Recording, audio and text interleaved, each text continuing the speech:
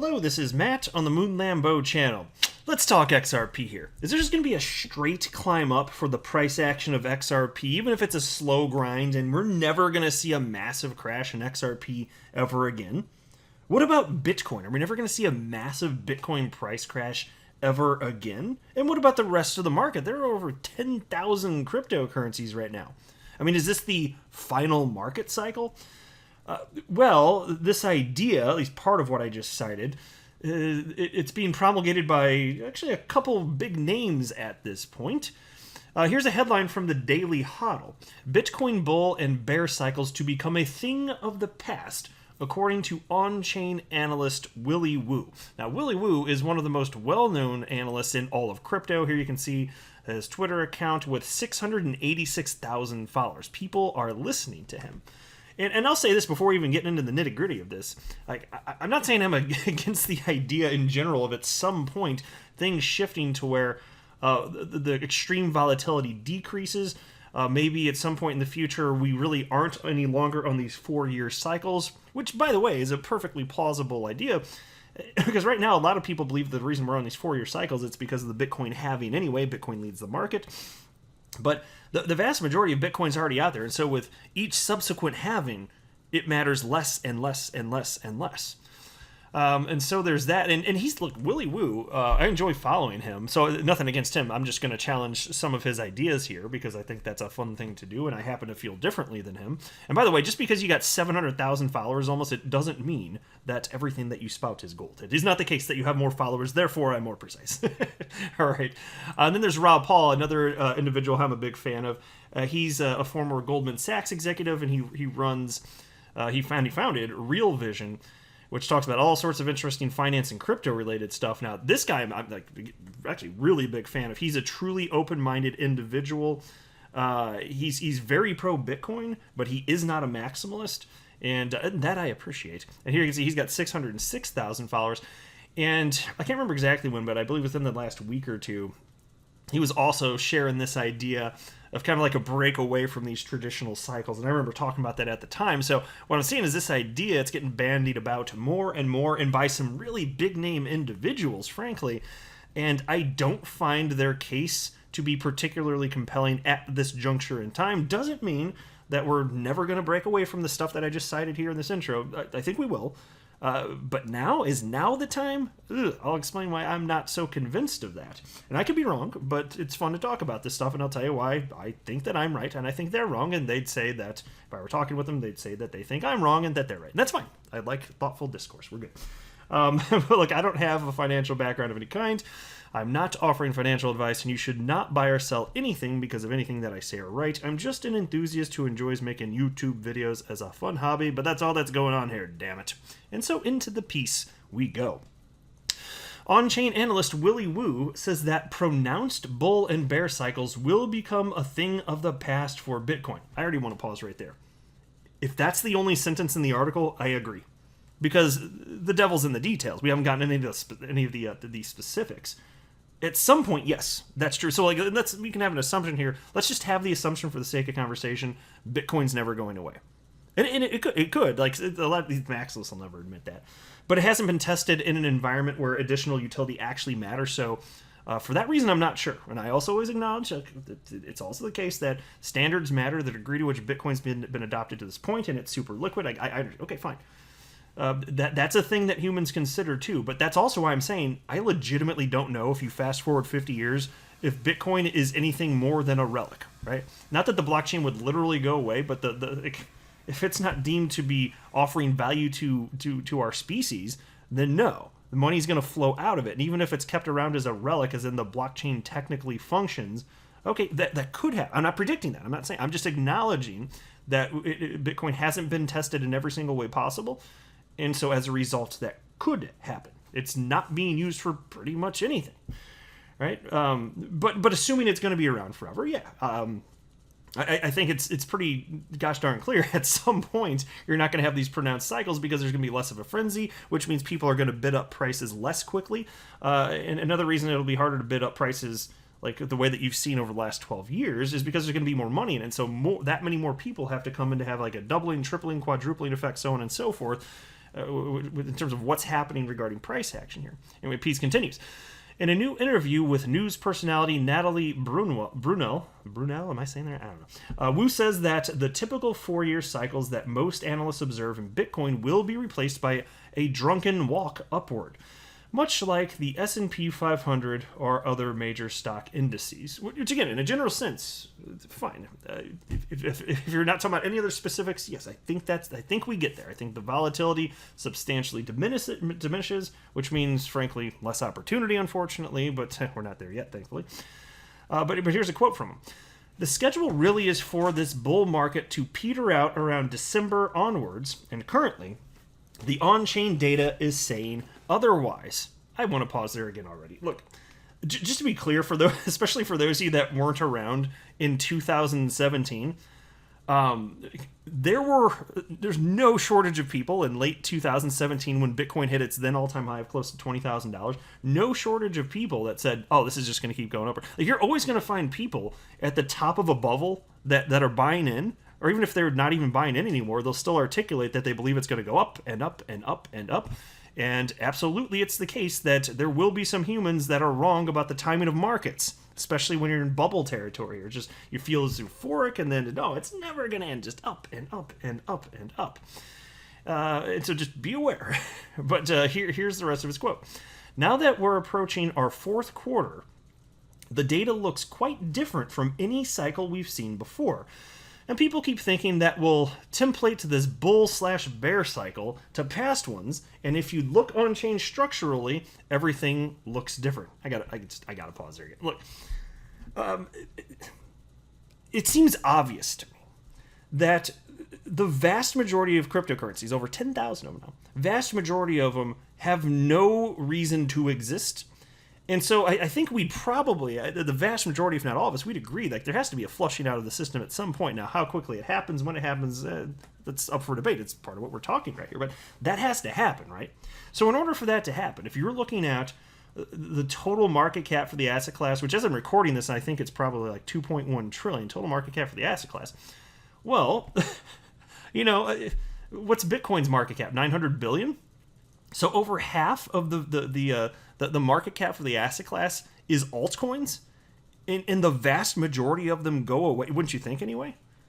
Well, I mean, that would be a huge chunk. I don't know exactly what the number would be, but that would probably still be over a quarter of the total market cap. Like, that's a big drop right there. And don't think that Bitcoin still can't have big drops. It just did. It just went from 65,000 to 29,000 in a matter of, 4-6 weeks, whatever the hell it ended up being.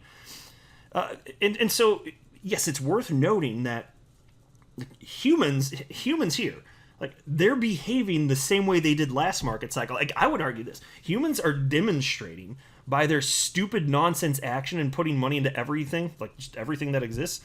They're proving that they don't know what the hell they should put their money in. And this is what you saw with the dot-com boom and bust. Everything with the dot-com, money goes in. And fine, that was one bubble, it inflated, popped, and then we didn't see that again. And so you'd be like, well, why does the crypto bubble keep inflating? Well, there are a number of reasons, but I can kind of break it down in simple terms right here. It's that humans don't know. Like, they haven't figured it out.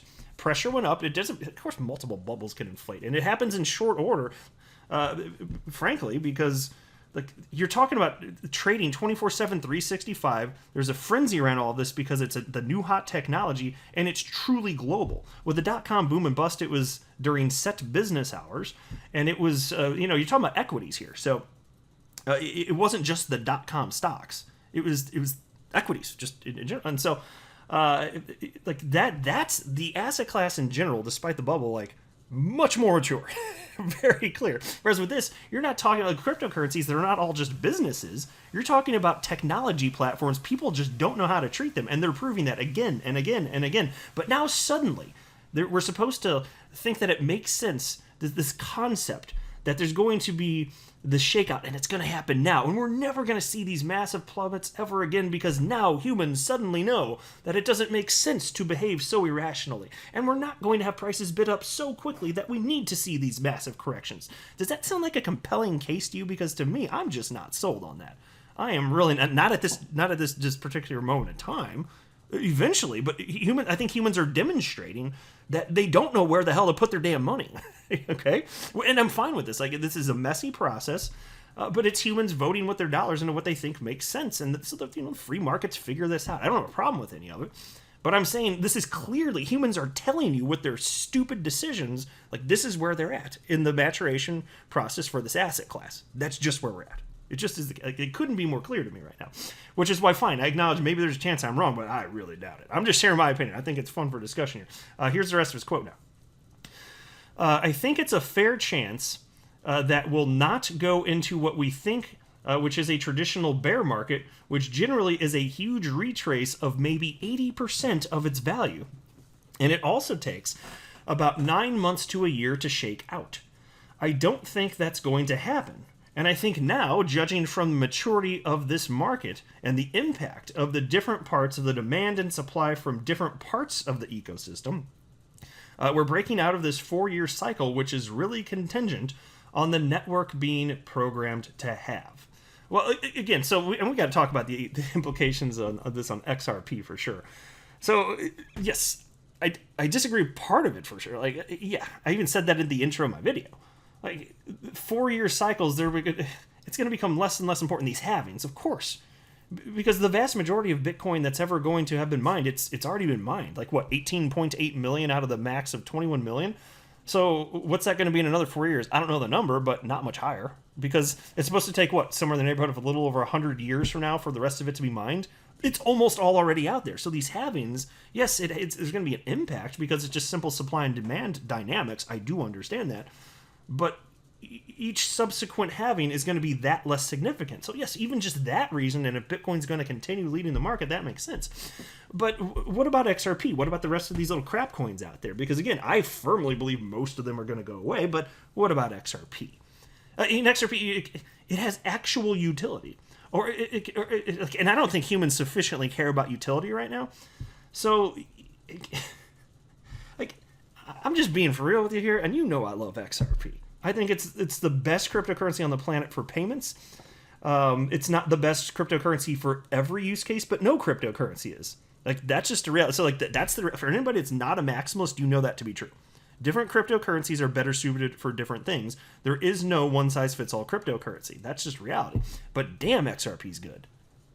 But even though there's utility and it's functionally being used, so even if it sticks around, like, what happened? How did humans behave during the dot-com boom and bust? When there was a flushing out of all these stupid dot-coms that got a bunch of money they should never have been given, what happened? Even the good ones went down. What happened to Amazon? You know, its stock price, at least a minimum of one point in time, crashed over 90%. But here it persists, one of the most valuable companies on the entire planet. But what happened when the system was flushed out? Everything went down, even the good ones. You don't think that humans are going to behave the same here? They're going to be rational, like, oh, well, we're all freaking out right here, but we're not going to freak out about XRP or Bitcoin. No, it doesn't make any damn sense to me. It really doesn't make any damn sense. Can you imagine that? It's why, like, I gotta admit, like, I'm kind of surprised to see this coming from Willy Woo. I kind of surprised to see this. I expect this type of stuff, and I don't mean this to be insulting at all, so please nobody take this the wrong way. This is the type of stuff I'd expect from somebody that's, like, I don't know, newer to crypto or something like that. I don't know. I just, the perspective doesn't make a whole lot of sense to me. And if he's right, I'll say kudos to him, and I won't mind. Like, if this is the point I'm wrong, say, fine, Moon Lambo's wrong. And we just have this slow grind up with no major corrections ever again for Bitcoin and perhaps the entire crypto asset class. Okay. I mean, I wouldn't hate that completely. I don't think that's going to happen. It would kind of shake up my general plans for, like, having an exit strategy for this market cycle and stuff like that. Because look, if you're talking about how if you believe that this idea that you're not going to have a huge crash to the downside, well, you better believe that there's not going to be a huge burst to the upside either. You would have to believe that, because again, what is a bubble? Like, they occur when you have these massive too quick moves to the upside, then the market corrects. So you'd have to believe that you're not going to see these big bursts anymore either, because that's what creates bubbles, right? You'd have to actually believe that. I really don't buy into that. And then the piece states the following. The Bitcoin 4-year cycle suggests that Bitcoin goes through a massive run-up on year one, followed by a brutal bear market, and then an accumulation phase prior to recovery and continuation. Yeah, which is basically what's been happening for most of the last few years that I've been in the space, and it's been a good time. I've enjoyed the bear market. It's more fun to be in a bull market, but the time for planning was the bear market. Best time for planning, anyway. And so I had a good time, and I got my position set, and this is true. Like, this is just how boom and bust cycles go in crypto. Anyway, Wu says he sees Bitcoin as being in its last cycle. That's a quote. Bitcoin is in its last cycle before entering a new era where Bitcoin no longer has obvious bull and bear markets. My gosh. And so he is acknowledging something I did just say a moment ago. No obvious bull market, and that is true. If you think there's going to be no more parabolic move for the crypto asset class to the upside, bam, there you go. And at some point, again, like, I do believe that's going to happen, but right now, this market cycle, there's not going to be a final bubble inflating and then popping. I don't buy that one little bit, because humans are demonstrating with their stupid emotions and their stupid buying and selling decisions, they haven't figured it out. Humans still acting like that? Of course they're going to create another massive bubble. That's how I feel.